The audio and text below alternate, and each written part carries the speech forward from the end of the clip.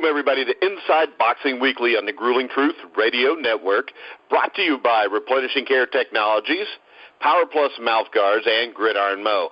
I'm your host for the Inside Boxing Weekly show, Mike Goodpaster. Right now, I want to welcome in my two co-hosts. First up, Jeremiah Preisser. Good evening, everyone. Jeremiah, the Lone Ranger Preisser. I'm happy to be on. Always happy to be on. Stocks and boxing, guys. All right, and of course, John Einreinhofer. How you doing, John? Good, Mike. Want to wish Jeremiah happy birthday here on the podcast, and we're ready for a big weekend of boxing. Well, we've talked about this too. Since this is Jeremiah's birthday, you're supposed to sing happy birthday to him. Yeah, I've heard you have the voice of an angel, John. So let's hear it. Yes, that's what I heard. This is the part where we have to cue up the Beatles' happy birthday. I heard it was a cross between Johnny Cash and Roseanne Barr. A little more of a Johnny Cash. All right, we'll just wait till towards the end, because now he said he can sing like Johnny Cash, so he's going to have to. He's going to have to pull out the acoustic, and he's going to have to pull out the acoustic now. All right, we're going to start off. Of course, we get the big Garcia-Broner card. It's actually a really good card, 4 solid fights on it. We're going to start off with Jarrell Miller, heavyweight, undefeated, hadn't really fought anybody yet, going up against Gerald Washington. His lone loss was a TKO loss to Deontay Wilder. He did have a win over a faded Eddie Chambers, and he got a gift draw against Amir Mansour. I like Miller in this, even though I really haven't seen him do much. I mean, he hadn't fought really anybody yet, so we don't know anything. But I'm going to go with Miller here. What do you think, John? Yeah, as people who listened to me and read my stuff before probably know, I'm high on Miller, even though I agree he's got a mystery factor there. I've got him in my original 8 top 10 at number 10. I think this is a good test for him, not because I've ever thought that much of Gerald Washington, but Gerald Washington's 6'6", and one thing he has shown in recent fights, especially the Chambers fight, and he showed it for a while against Wilder, he does have a good jab. Gerald Washington is not Deontay Wilder or Anthony Joshua, but he does have that height, and he's got a good jab. And I think this is going to be a good laboratory to see if Jarrell Miller can get by a guy that size who's got a jab that good and get close enough to him to take him out of there. Miller's he throws a lot of punches, but he's a knockout type guy. He's coming after you. He's trying to get you out of there. So that's the way. But to do that against Washington, he's got to get close enough to him so he can get enough leather on him to wear him down and get him out of there. I think he'll be able to do that, but I want to see how he works past that jab of Washington because Miller comes from a kickboxing background. He doesn't have a big amateur background, so he's not that schooled in that sense. He's a guy that throws a lot of punches for his size, and he hits hard. A lot of people compare him to Riddick Bowe. I do see some similarities there. I see some similarities to some other guys too. I see a little bit of a Foreman-ish type guy without the power in there, and I see a little bit of a Vitaly Klitschko in there as well. So I do think a lot about Miller and his potential, and I think there'll be somewhat of a test here. And what I saw this morning, PIX in New York, one of the New York local stations, had a preview on the morning news just of Jarrell Miller. Of course, he is from Brooklyn, as Mike Tyson was and Riddick Bowe was, and we know that those guys certainly made their mark. Jarrell Miller turns out anything like those guys in terms of in-the-ring success. We'll certainly take it as boxing fans, but I think it was good for the sport to see something like that. Frankly, I was shocked to see it, and boxing's going to come back little by little like that. I think it's good for Miller and everybody else in the sport. All right, Jeremiah, what's your take on Jarrell Miller? Are you impressed with him? You think he's going to win this fight, or what are your thoughts? Yeah, I think he's going to win the fight. I mean, to be honest with you, Miller seems a bit more nuanced than Gerald Washington. I mean, you can tell Washington's a transplant. He's not a guy who's been doing it all his life. The thing I like about Washington, he's got good size, and he understands some of the basic stuff when it comes to boxing. I mean, he'll jab and he'll throw a right hand and whatnot, but he just, I don't know, against guys that have the subtleties, he just doesn't, he looks out of his game. He looks out of his element. Miller looks pretty big. The only thing I'm hoping for Miller is that he keeps his weight in check. I mean, this is a guy who's, a few years back he was in his 260s, and I think in his last fight he was damn near 300 pounds. So, but he's athletic for his size, and I think he's going to win here. That's all I really got to say. I think he stops Washington. All right, we've got another. We got a really, like I said, I really like this card. We got Rasheed Warren fighting McJoe Arroyo. Jeremiah, what are your thoughts here? I mean, Warren lost his last fight out to Double Z, as we always call him, because none of us can figure out how to say his name. Split 2 fights with a tough Payano. Arroyo, Arroyo's a tough guy. His brother's a tough fighter. What do you see here for Warren? Do you think he gets back on the winning track here? Yeah, I do, because Arroyo is a boxer. Double Z was, an aggressor. He outworked Warren, just kept on top of him, stayed in his grill, just kept unleashing punches, went to the body, went to the head. Arroyo's not that kind of way. Arroyo's more of a slickster, kind of like Warren as well.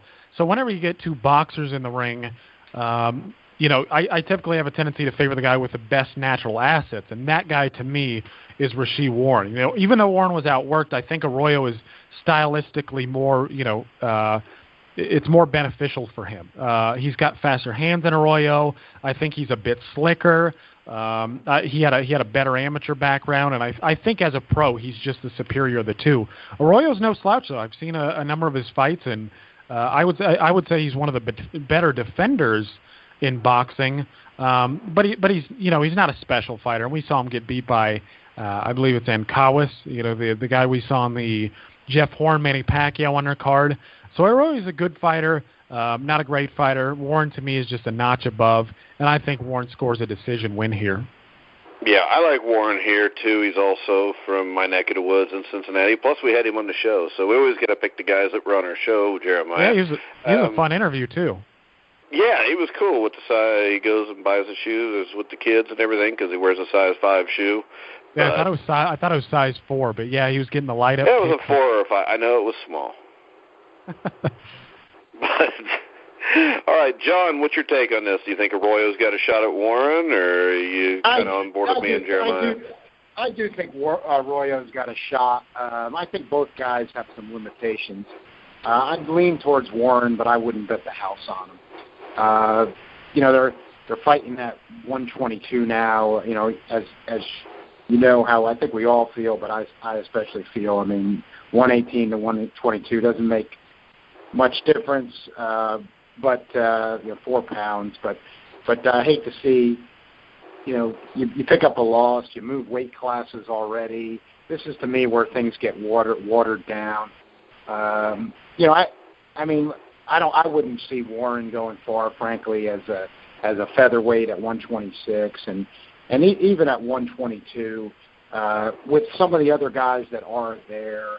I don't see a long run there or too much of a mark. I think it just depends how watered down the alphabet belts are in that division as it goes along for either of these 2 guys, because if they were to start fighting multiple belt holders, I don't think either of them would fare very well. So I kind of hated to see Rasheed Warren at a bantamweight after just that last loss to Double Z. Would have liked to seen him hang around a little bit longer.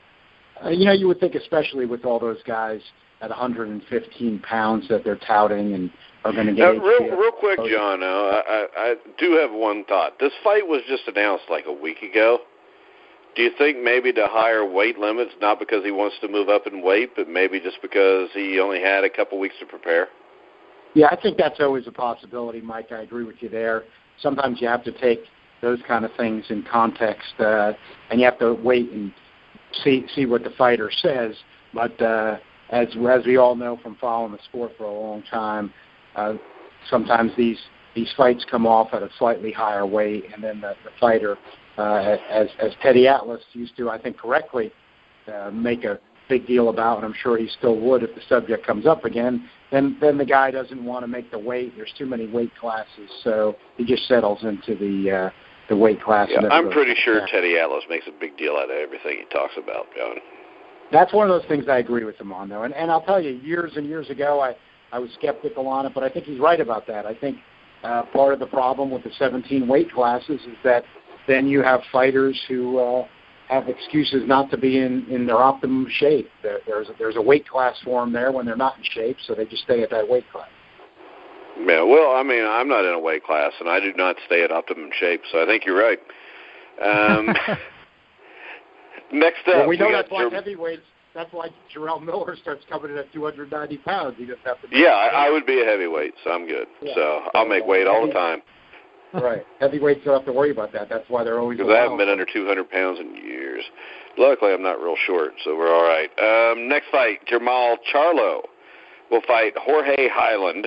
Answer me this. Highland's 29-4-2, and usually I write down their most impressive wins or losses, and there's nothing there. I'm pretty sure Highland is the mandatory here, isn't he, John? Whatever that means, yeah, for the WBC, which is... Yeah, he's the number one contender. How is that possible, John? It's possible because there's alphabet organizations. He's not really... He skittered into the transnational top 10 and fell out of it. Yeah, and they're not even allowed in the military anymore today. So, the point Come on, that was funny, John. You could giggle a little bit. Gotta let it go. Come on, you wanted to. Go ahead. Gotta let it go. But Highland, he's not in my top 10. He's not in transnationals right now. He's not in the rings.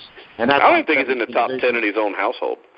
Well, I think what happens here is, frankly, he knocked out Macklin, and for our we've talked how some of our friends in the UK and sometimes in Ireland maybe overrate some of their boxers a little bit over there with all these belts and everything. And I think that to me that was a lot of it was that Highland knocked out Macklin, but so he knocked out Macklin. Yeah, but Macklin hadn't been Macklin in years, and he wasn't that great to begin with. That's the point. It was Macklin. What was Macklin to begin with? But, yeah, that was a post-Golovkin Macklin. Yeah, and the pre-Golovkin Macklin wasn't very good either. But he wasn't bad. He was average. He was an all right fighter, but he shot.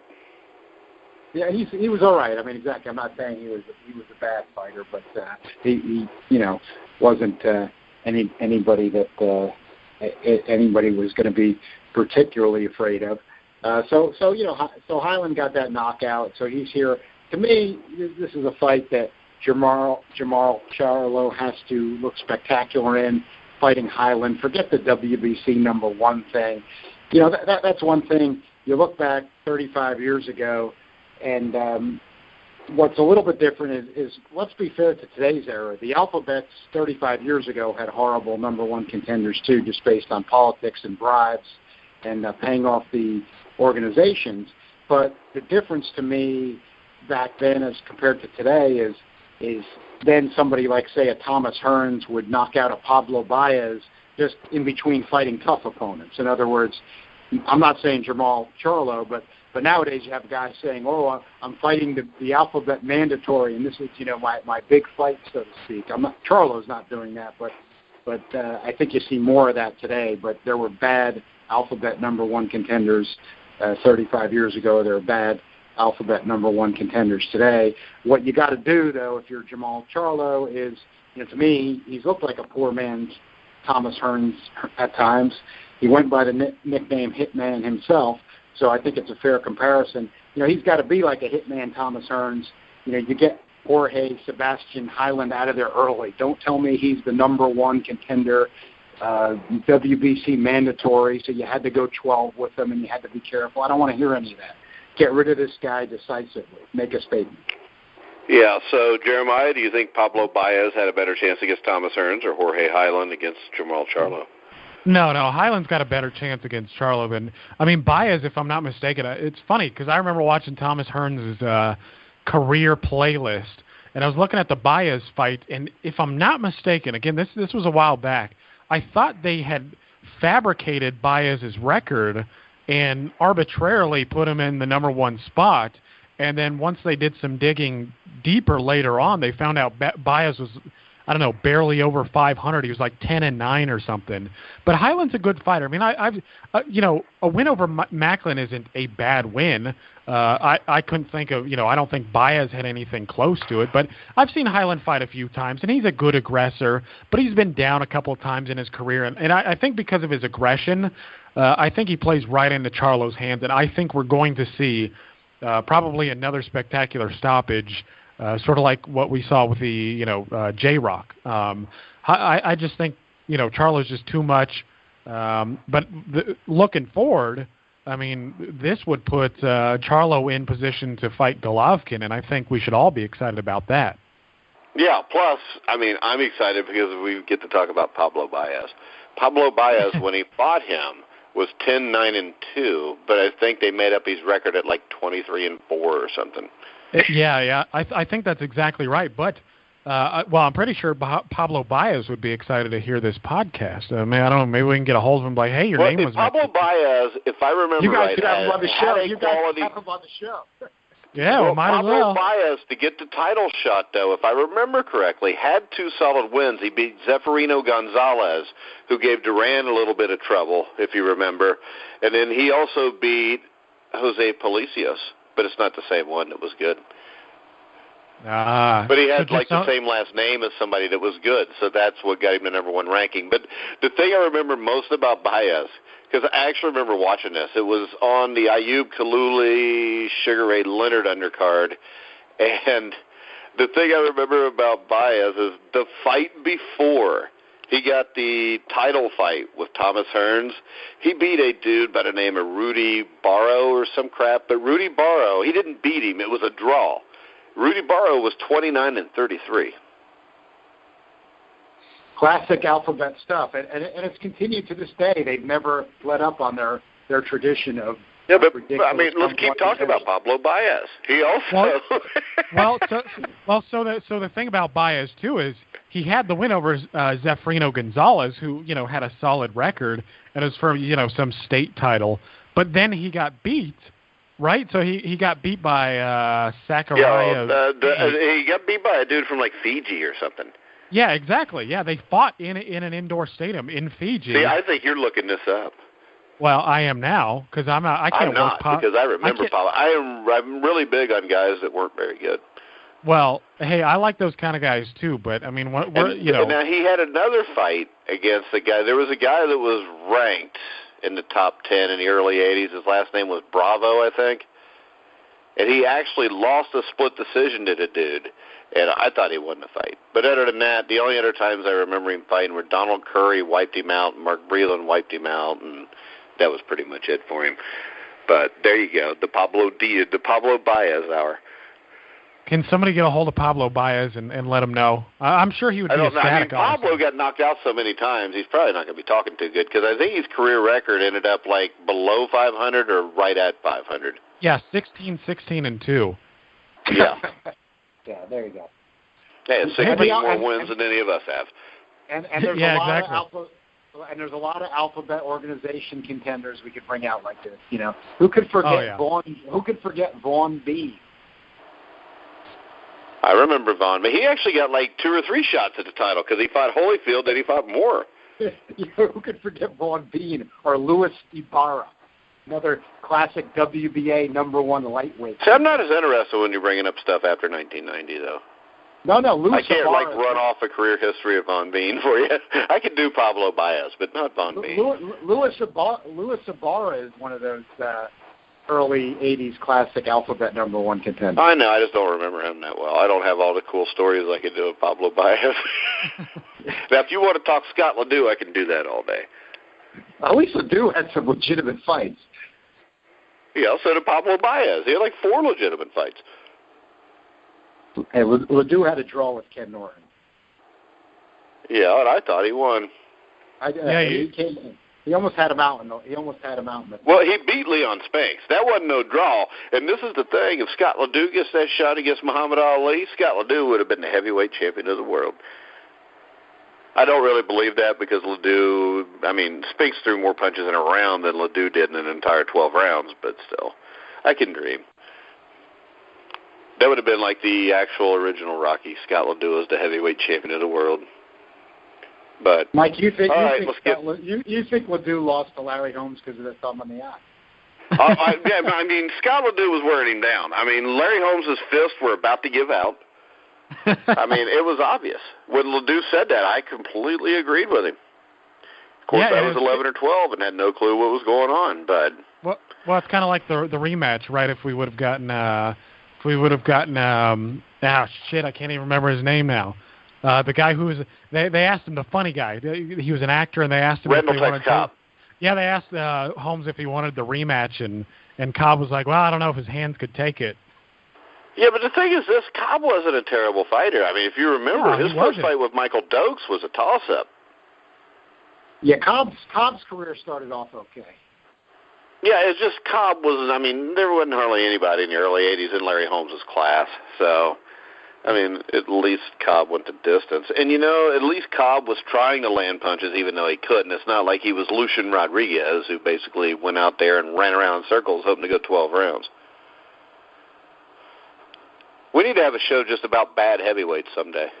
We should do it. Just bad alphabet. We could all go off on bad alphabet. Well, okay. So speaking of bad alphabets, I just want to throw one. Francisco Quiroz. Any of you ever heard of this guy? No. Okay, so from what I'm aware of, and this might be an interesting fact to all of our listeners as well, he's the only title holder that I know who finished his career with a losing record. He won the WBA light flyweight title in 1984. Okay, he had one successful defense, lost, and then went on a losing streak of about 4 or 5, something like that. But he was 11-15-1 to end his career. I like that. That's what these alphabet trinkets have done to the sport. Exactly. Oh, that's awesome, though. Anybody can be a champion then. It's diversity. It's Oprah. It's like Oprah's running the sport. I mean, did you see the meme? You get a title. That's like you've got the everybody Super gets Bowl, a title. but you got the 2 worst teams playing too. But whoever wins, you're going to give them a trophy also. Participation belts, baby. Yeah, participation belts. Everybody's got one because almost every picture you see of a boxer on BoxRec, they got some kind of title belt around them. But you see these journeymen, and they've got like 4 belts draped around their chest, and they're like the Montana State champion, you know, the WBC Diamond Belt champion, you know, interim. Who knows? The Pomona, California silver bantamweight diamond champion. Yep. Well, gotta ignore those things. We know that. We've got to. No, you can't ignore them because they're fun. You can laugh. And we obviously didn't because Jeremiah brought it up. You can laugh at them, but other than to laugh, they should be ignored. Well, yeah, but you got to have something to laugh at. All right, that brings us to our main event, which to me, outside of maybe Triple G and Canelo, is the biggest fight of the summer. We got Mikey Garcia undefeated, 36-0 with 30 knockouts against Adrian, the problem Broner, 33-2. Broner's last fight was a controversial split decision win over Adrian Granados. Garcia's coming off a win over Latitian. Also had a TKO over Rojas. He had a couple years off in between there. But, I mean, this to me is a great fight. And I think the biggest question in this fight, John, is the weight. I mean, can Broner get to 140 and retain his strength? And can Garcia move up to 140 and carry his punch? Yeah, I don't think it's going to be any problem for Garcia. I think the problem is going to be for Broner, who just hasn't been in shape, let's face it. He's apparently getting $500,000 fine. Yeah, if he doesn't make weight. Something along those lines. But so I'm guessing he makes weight this time. That doesn't mean I think he probably does then too, but that doesn't mean he's going to do it the right way. And when this fight was first signed, I thought that Mikey Garcia would stop Broner. But when I thought about it more, I thought, no, I don't think it'll play out that way. Broner doesn't throw that many punches. He never has. I think once he sees he can't win the fight, he'll go into a shell. And really? Garcia will decision him. Because what would make you think he would go into a shell? I mean, Marcos Maidana didn't go into a shell. Watching his entire career, Mike. That's what. And he went into a shell against Maidana and Porter? Against Porter, he was in the shell the entire fight. He lost. Well, that's how he fought the fight, but I mean, it wasn't like he wasn't trying to win. It wasn't like he got blown out. And Maidana, I think he got completely blown out by Porter. He landed one bomb in the 12th round, and it was a great shot. I respect Broner's punching power. He doesn't punch as a welterweight like he did in the lower weights, and he won't at 140 like he did in the lower weights, but I think even at welterweight he carries some power. That's probably his only chance to win the fight. Yeah, and my thing is this. I think that his natural weight is more to 135, 140, so I think this is a dangerous fight for him, Jeremiah. Well, if it's a dangerous fight for Garcia, I think it's because Garcia's chin really isn't – it's not great. I mean, I've seen him stunned a few times. When he was I think even at featherweight he was stunned a few times. But I think stylistically this is to Garcia's favor because, Broner likes to pot shots and with Garcia's, technical savvy, with his rock solid defense, with his fantastic jab, that's what I think dictates the fight. I think he's going to stick his jab in Broner's face all night. I think he's going to bust him up a bit, and then I think he's going to stop him probably in the 9th or 10th round. Maybe that's just my hope. You know what I mean? To be honest with you, I'm just kind of hoping that's what happens because it's just tiresome for me to see Broner constantly in the spotlight, constantly getting fights that he hasn't earned. I mean, to be honest with you, the guy hasn't beaten an elite fighter ever. I mean, he hasn't beaten anybody on Garcia's level. He's beaten good fighters, but nothing beyond that. Well, but and I will give you this. I do believe Broner is very talented, but I think in the end, I think Garcia beats him also.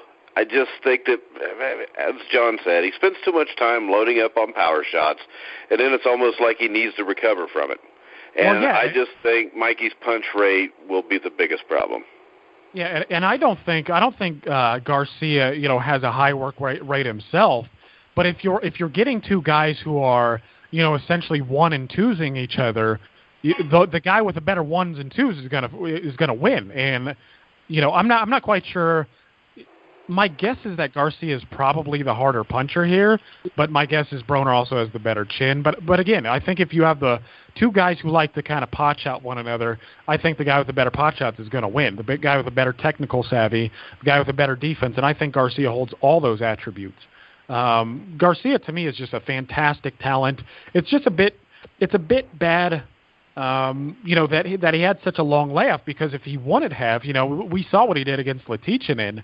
Had he been fighting, even during the contractual disputes, maybe he could have stayed busy, during that time. I mean, he'd be considered one of the best fighters in the world. I mean, I imagine he'd be a pound for pound top 5 guy. So I think he scores a stoppage here. He is talking, however, about maybe staying at 140 pounds or maybe even moving up to 147. I'm not quite sure that's a good idea, but if he could get Terrence Crawford at 140, I'd say do it. Yeah, and that would be a hell of a fight. That'd be a fantastic fight. Yeah, and, I mean, John, I don't think Broner's going to win the fight either. I'm just saying I think he's better than what people give him credit for just because they don't like him. I don't like him, so... I'm in the camp, actually, that I thought if Adrian Broner stayed as a 126 or 130-pound guy, he had a very rare combination of speed, some boxing skill with, at those weights, tremendous power. I think he could have had possibly an all-time great run. In theory, which is only theoretical, he would have had to have been in very, very good shape, very disciplined. Especially today. If he'd stayed there and gone on that run, I think he was capable of that, looking at him early in his career. But, I can actually even understand to a degree what he was trying to do. I mean, everybody was getting in the Mayweather sweepstakes, and I can't blame him. I mean, with the money that was there, what the heck? He had talent, but he just couldn't get by at that weight. And then, but I think a lot of his moving up, just from people I talked to around here, was just because he really didn't want to train all the time. And I think that's always part of it, too, with these guys. But I do think that at that time, that was part of the Mayweather sweepstakes. They were just, look, Robert Guerrero was up. I mean, Maidana went, all these guys went up from 140 to 140%. Yeah, let's face it, I would have rather seen Adrian Broner against Mayweather than Robert Guerrero. I agree, and that's the thing. That or Andre Berto. Well, or Maidana. I mean, but Maidana upset, Broner. But sure, that would have been better than a lot of Mayweather's fights. I don't have any. Well, I would rather see Maidana fight Mayweather anytime because I think Broner and Mayweather would have just kind of stood there and looked at each other. Yeah, I mean, just the way they fight. Neither one throws a whole lot of punches. No, that's the thing. When you get guys that but as boring as it would be, that could be a problem for a Mayweather.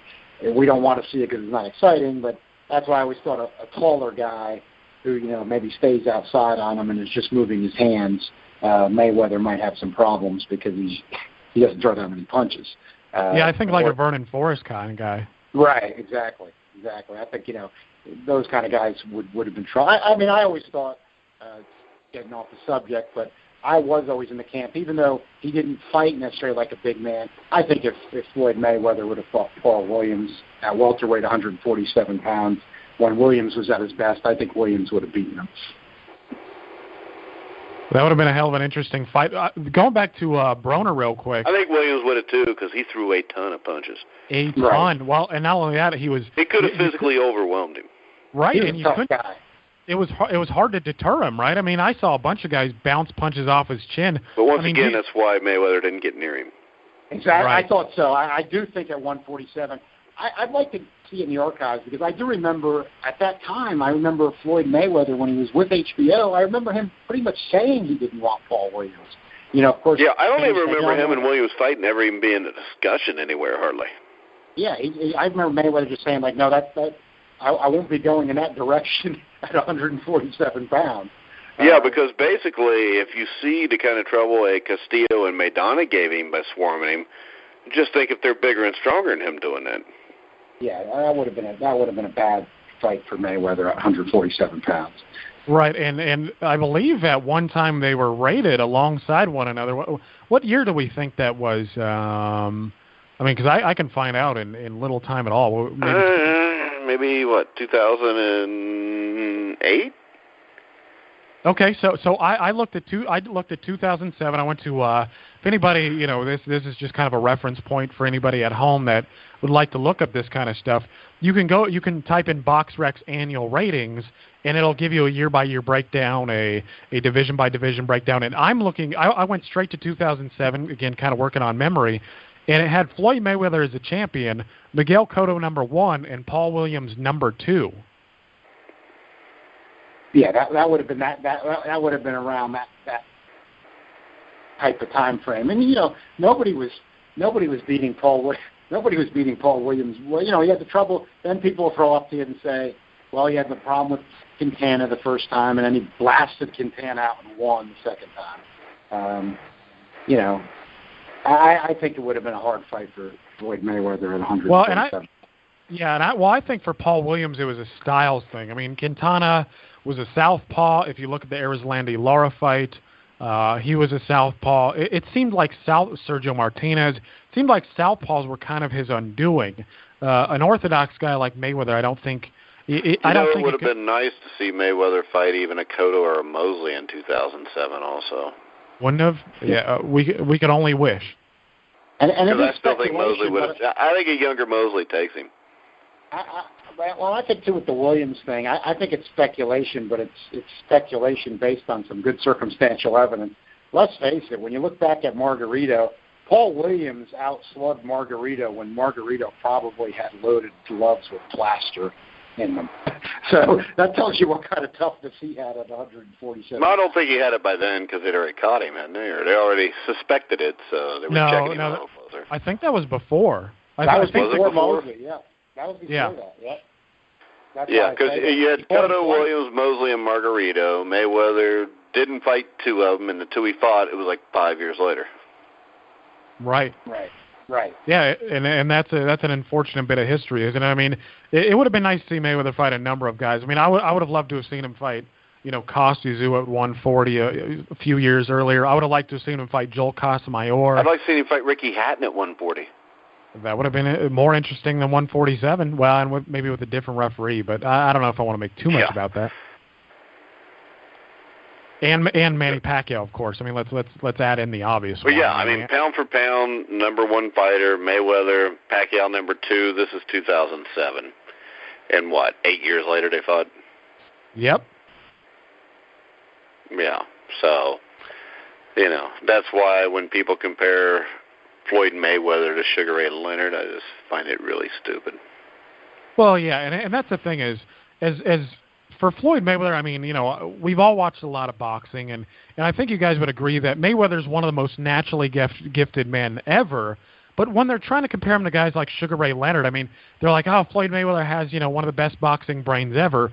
Maybe, but he didn't have to adjust to a defensive specialist like Wilfred Benitez. He didn't have to adjust to a tall puncher like Thomas Hearns. He didn't have to adjust to a well-rounded middleweight like Marvin Hagler. I mean, for me, it's night and day the difference. Hey, or a light heavyweight, super middleweight, Donnie Lalonde, who could crack.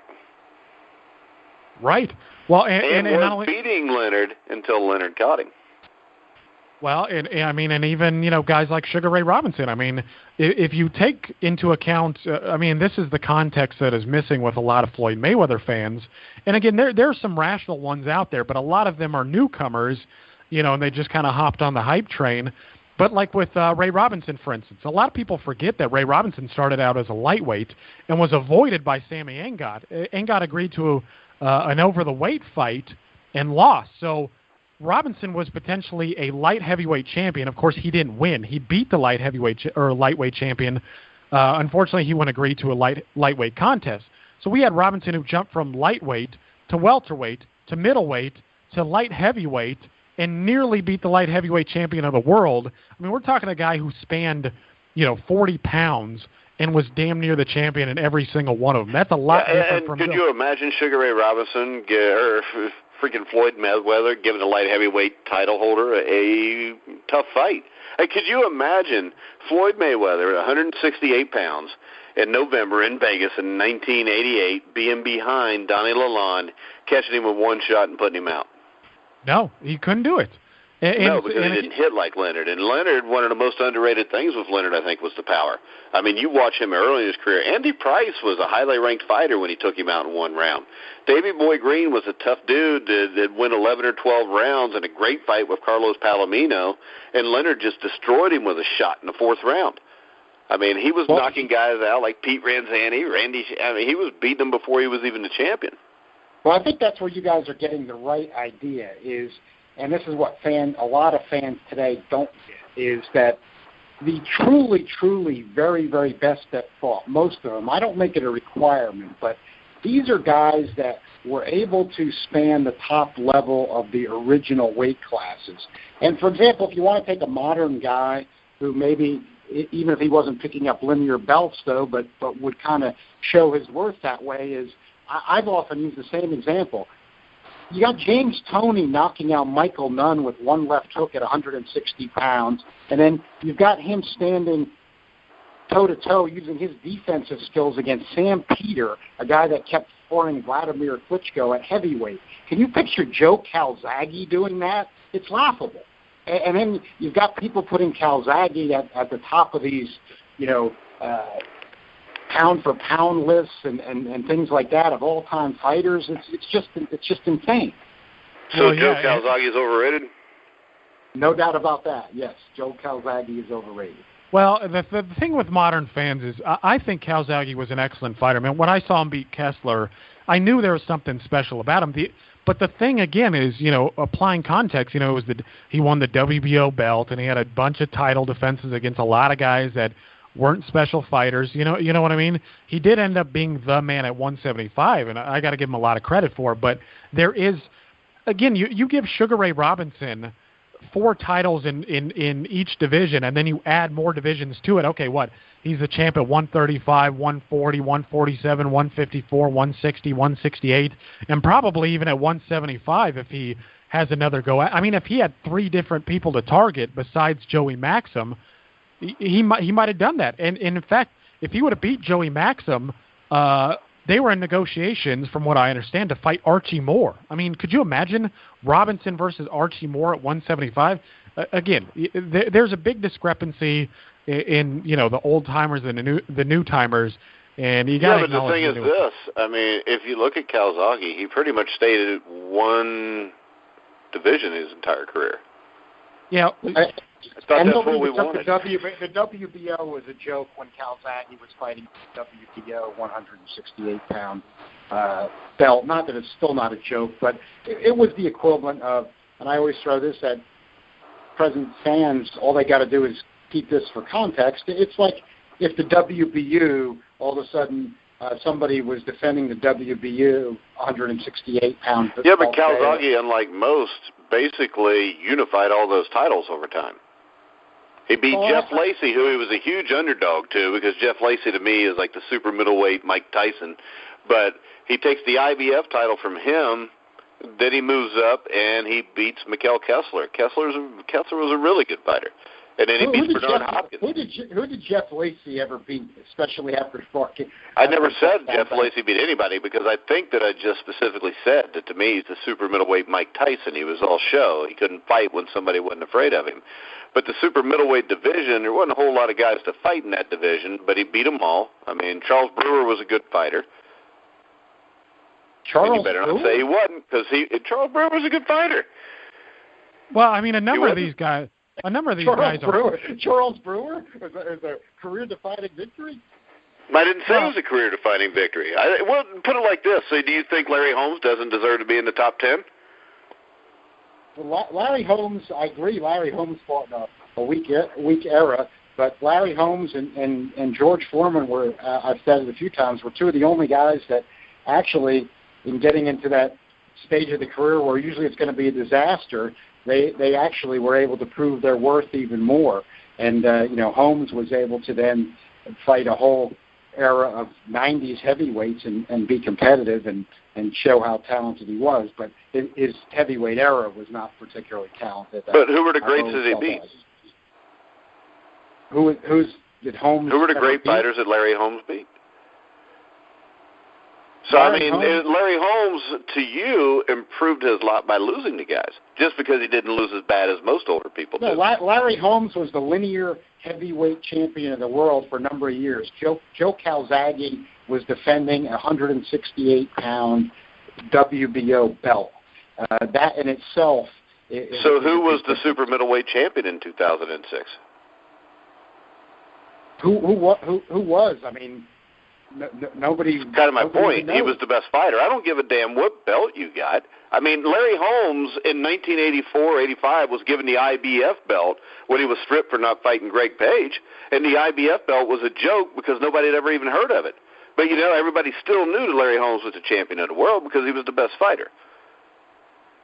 Larry Holmes was fighting in a traditional division. He was the linear champ for a number of years, one of the longest runs of all time to me. Yeah, and I would make the case that Calzaghe was the legitimate champion for a good 6 to 7 years in the super middleweight division. Would Joe Calzaghe have beaten Roy Jones or James Toney at that time? Yeah. Well, yeah, I think you're. I mean, Roy Jones in 2008, was he considered way over the hill? I think you watched a different Joe Calzaghe fight than I have. I would agree with Jeremiah. Well, what about Bernard Hopkins? Bernard Hopkins isn't a big win 10 years before Hopkins retired? Well, that fight, I don't even think Calzaghe should have gotten the decision. Oh, Jesus. Really? He got floored. Well, what fight were you watching there? I've seen that fight before. Calzaghe won the fight.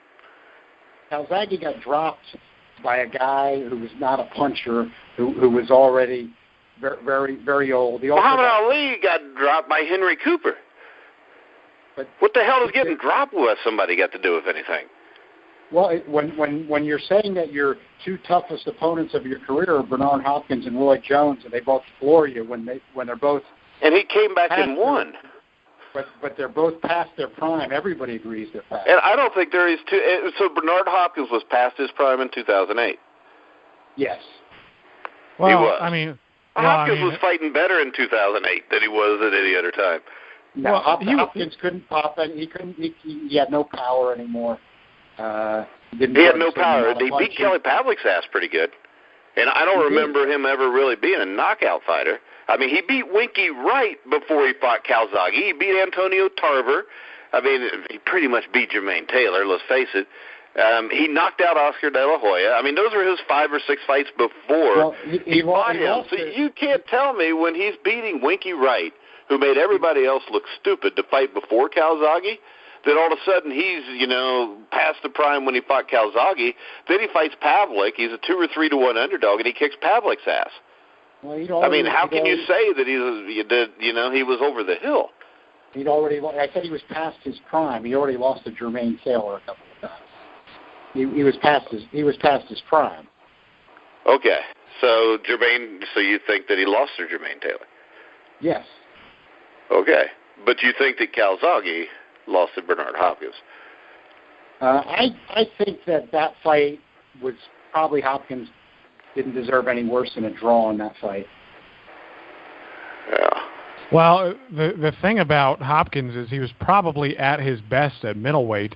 But when you look at Calzaghe and his run at 168, this is kind of my problem with 168 in general. He was actually fighting along Sven Odke for a number of years, and they never got together, so they never crowned a lineal champion. So that's why it took Calzaghe finally moving up. Yeah, but I'm betting there that was because of Sven Odke.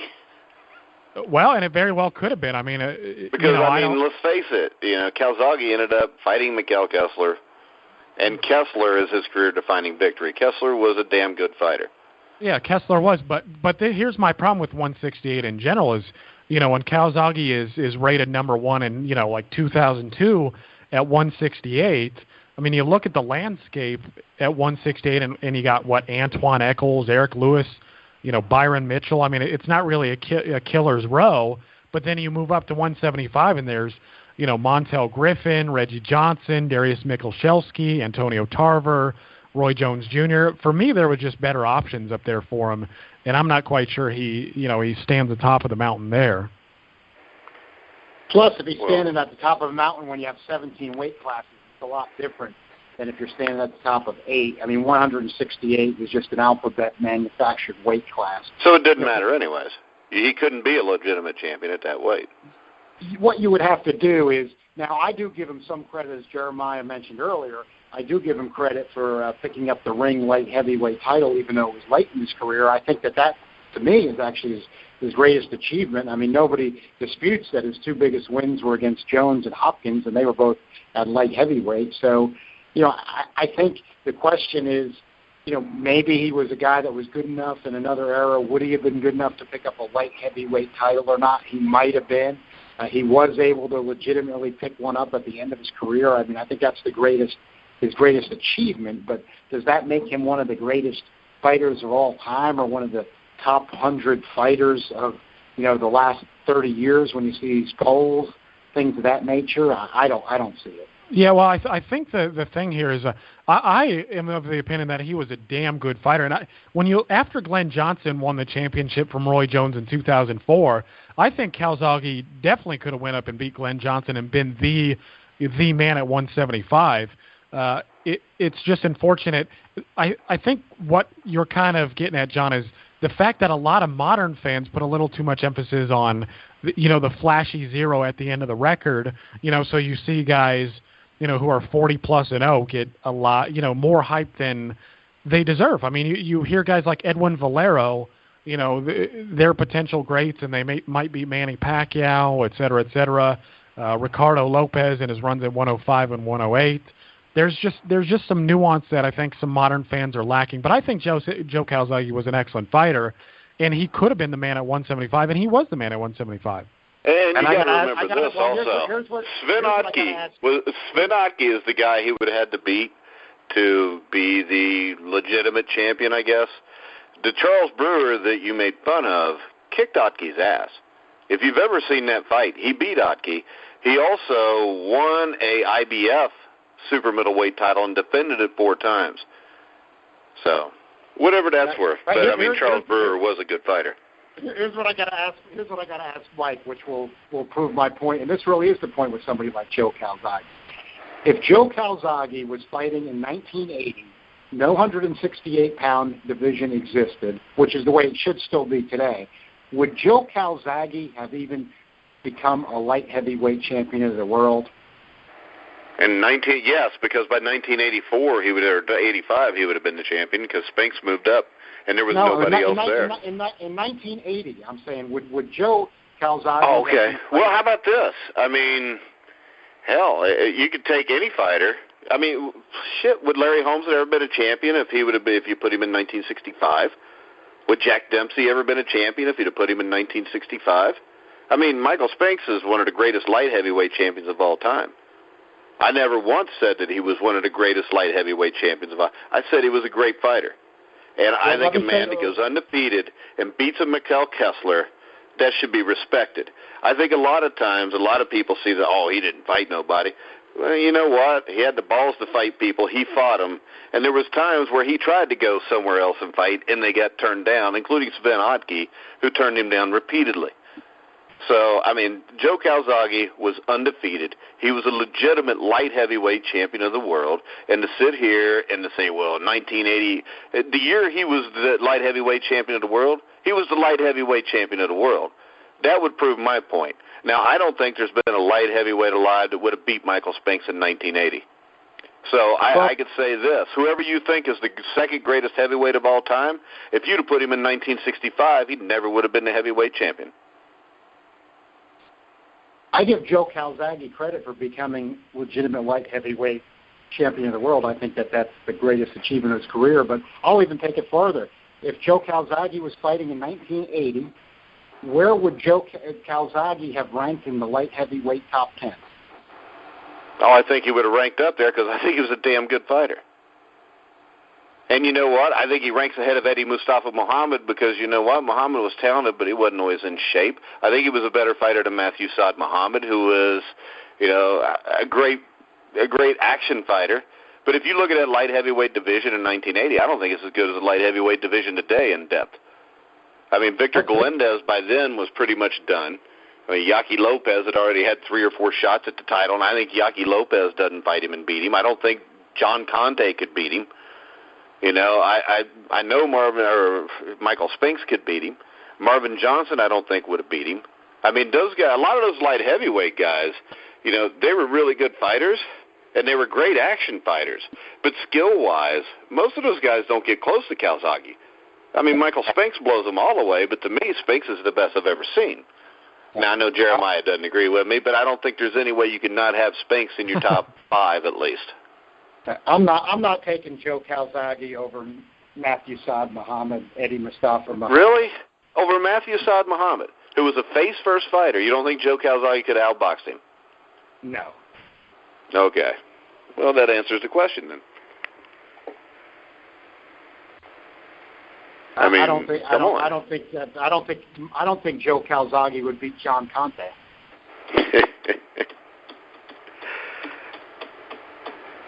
Jeremiah. Yeah. I don't know. I mean, the John Conte thing just makes no sense. Hey, Matthew Saad Muhammad was 39-16, though. He had most of his losses after he was in a bunch of tremendous wars. Okay. If you want to go with the people that he defended, and I love Matthew Saad Muhammad, he's one of my favorite fighters ever, but his title defenses were against Louis Perregard, Lodi Mwawa, Vonzell Johnson, Murray Sutherland, Jerry Martin, and then he lost to Dwight Muhammad Qawi. I will make the claim that I think that all his title defenses that he won, I think Charles Brewer would have kicked every one of his ass, and he was a middleweight.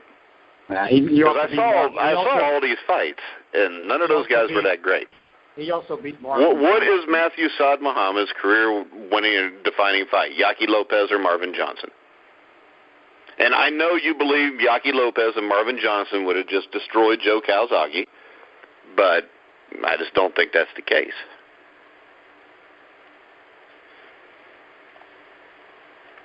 Well, you also think that Joe Calzaghe has a career-defining win against, or a great win against Charles Brewer? I thought it was a good win. I mean, Charles Brewer beat Sven Otke.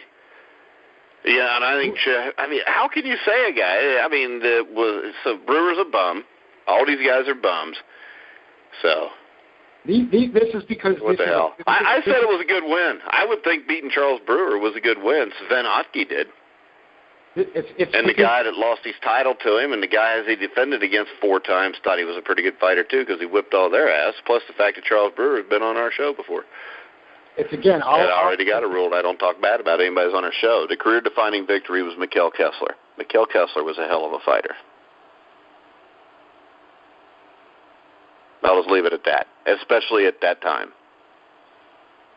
The thing is, it doesn't... The fighters today aren't worse fighters, but it's that things are more watered down, so you have to take it into the context of how watered things are down when you've got 4 belts, a division with 17 wins. I don't give a shit about belts. I don't care. I mean, when people talk about the belt, it don't make a shit to me. I want to watch 2 guys fight and see who's better. Everything else is conjecture. I don't give a shit if it's a lineal championship. If you're the lineal champion... Well, hell, maybe you're a lineal champion because you fought this guy for the WBC, this guy for the, and then somebody had to strip somebody. It's all bullshit. All right? There's no lineal champions anymore because name me a lineal belt that has existed since the late 1800s. There are none. They've all been broken. So they've all, at some point, we've gone with the ring's number 1 and number 2 guy. And the ring has been proven to be crooked before. So it's all bullshit. I'm telling you this. I watched Joe Calzaghe fight. I watched him win every fight he fought. I watched him beat Kessler. I watched him beat Hopkins. After Hopkins, a few months before, had beaten Winky Wright, and right after that beat Kelly Pavlik. So I'm not going to sit here and compare him to somebody in 1980. I think he would have done fine against those guys because this is the thing. A great fighter is a great fighter. He's a great fighter because of his skill level, number 1, and his heart, number 2. Calzaghe had all that. I never once said Calzaghe would have beat Michael Spinks in 1980, but if he'd have been fighting in 80, he'd have probably been the guy that took over for Spinks.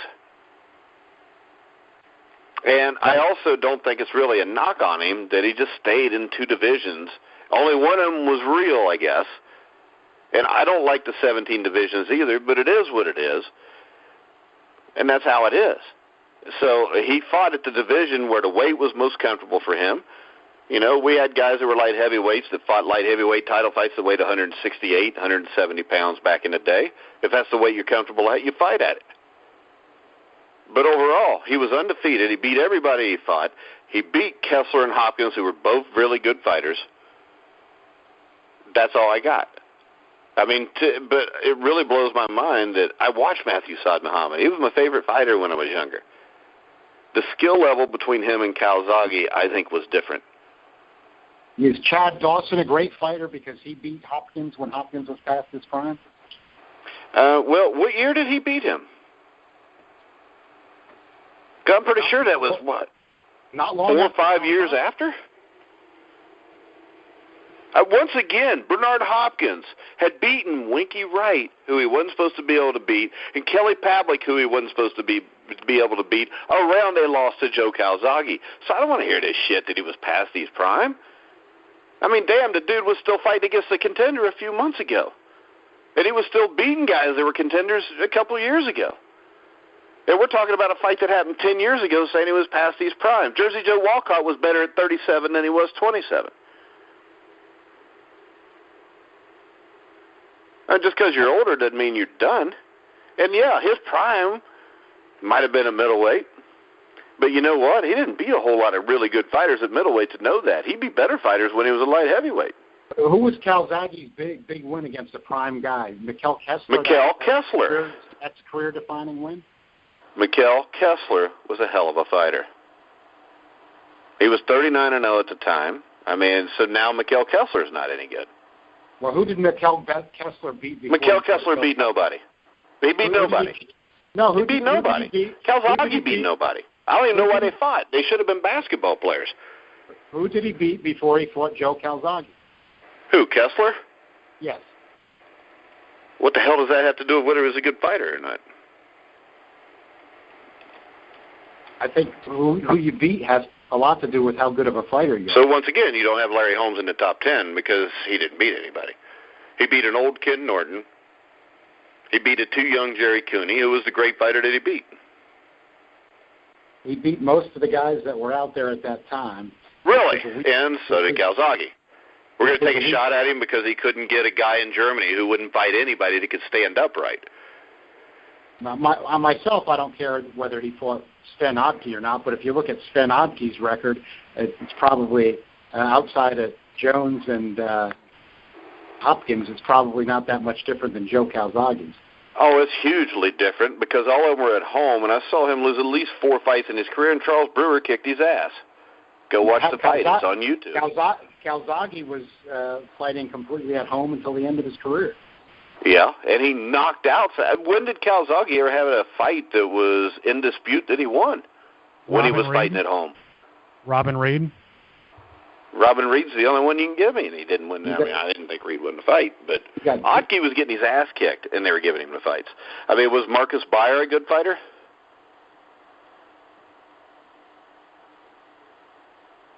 He was a good fighter. Andrade was a good fighter. Mundine was a good fighter.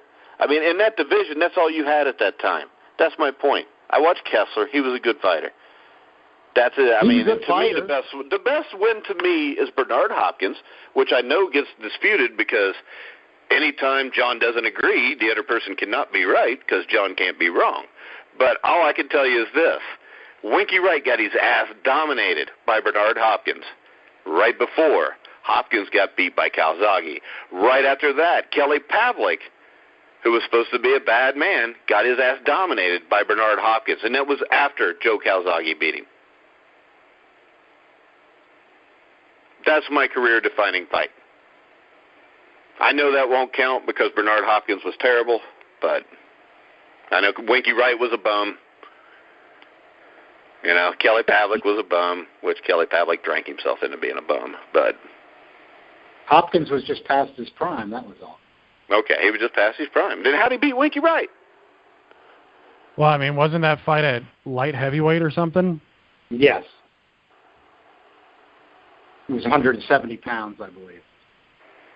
Yeah, so it wasn't a light heavyweight. It was pretty much super middleweight. It's 2 pounds closer to that than it is 175. Traditional light heavyweight division. Okay. Well, Winky Wright wasn't shit. Winky Wright was not able to fight at that weight. So I get it, no matter what it is. But I thought Winky Wright was a damn good fighter. And I'm pretty sure everybody thought Winky Wright was going to whip his ass, too. And if I remember right, Winky Wright fought Jermaine Taylor to a draw that I thought he won. And then Paul Williams beat Winky Wright as well. Yeah, and we just talked about how Paul Williams could beat Floyd Mayweather. But again, we're talking about Joe Calzaghe, not these other fighters. Yeah. Oh, okay. Well, I thought we were talking about Winky Wright. I thought we were talking about who he beat. Now we're just talking about him. I mean, Shane Mosley got his ass kicked by Winky Wright.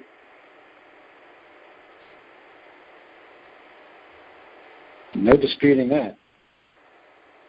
Winky Wright was a damn good fighter.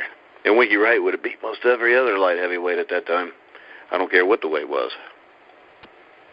And the Chad Dawson comparison, Chad Dawson beat him 5 years after. You know, to me, Hopkins' prime probably ended with the Jones fight when Jones was completely shot anyways. But if I remember right, Winky Wright was supposed to get his ass, or was supposed to kick Bernard Hopkins' ass because he'd been beating everybody.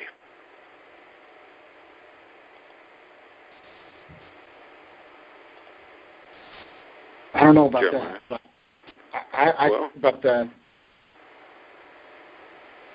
thought that Hopkins had a pretty good shot against Winky Wright.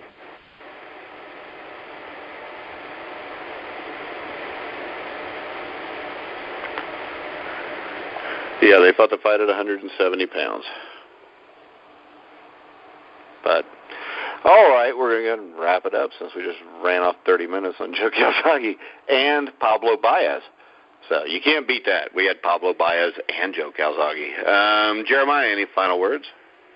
Yeah, I just want to say that we've, for everybody listening, we've got a guy covering the fight this weekend. We've got Christopher Benedict, an excellent staff writer. He's going to be there ringside. He was doing a little promotional stuff today where he was looking at, Katie Taylor and whatnot, working out, hitting the mitts. She looks excellent. She's fighting too. I don't think she's going to be her fight, I believe, is not going to be televised by anyone but Sky Sports, so the British people will probably be able to check it out. I think they might be showing it on YouTube through something. I saw something about it today, so I think the undercard may be on YouTube, so I'm not sure, though.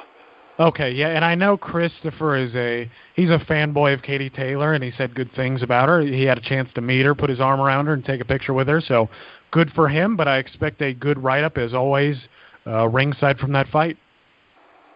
Most definitely. John? Yeah, I think that Showtime's Facebook feed's supposed to show some of the undercard. Unfortunately, it looked to me that that's what the Miller-Washington fight's going to end up on. Yeah, you're right. It was one of those things. It was either I think they were showing it on the Showtime YouTube channel and the Facebook feed, but I'm not sure.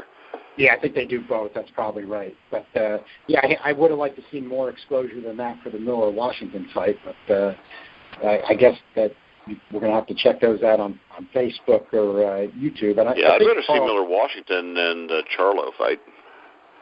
I think, I look at the Miller-Washington kind of on the same level where I just couldn't see either choosing between one of those two. Why not put them both on? There's a good chance there's going to be a knockout there, at least in one of those two. So I just don't quite know what Showtime's thinking there, but I think that those small decisions really do hurt boxing because Showtime, just because of the subscriber base, a lot of times the numbers aren't that high anyway, and then you got a guy like Jarrell Miller who's got some potential, and he's not going to be seen by as many fans as you'd like.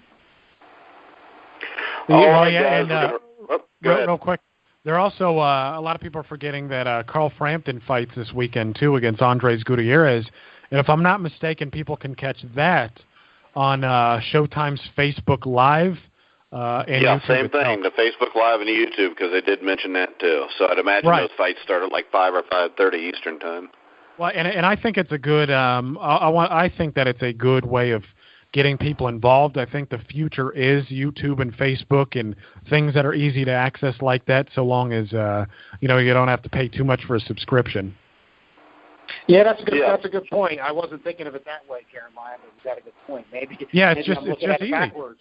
Yeah. Right. I mean, you could just log on to Facebook, go to a Showtime's Facebook page and start watching fights. I mean, social media has kind of moved into that realm where you can get your news. I mean, I get a lot from Facebook. I get my news. I get political feed, et cetera, et cetera.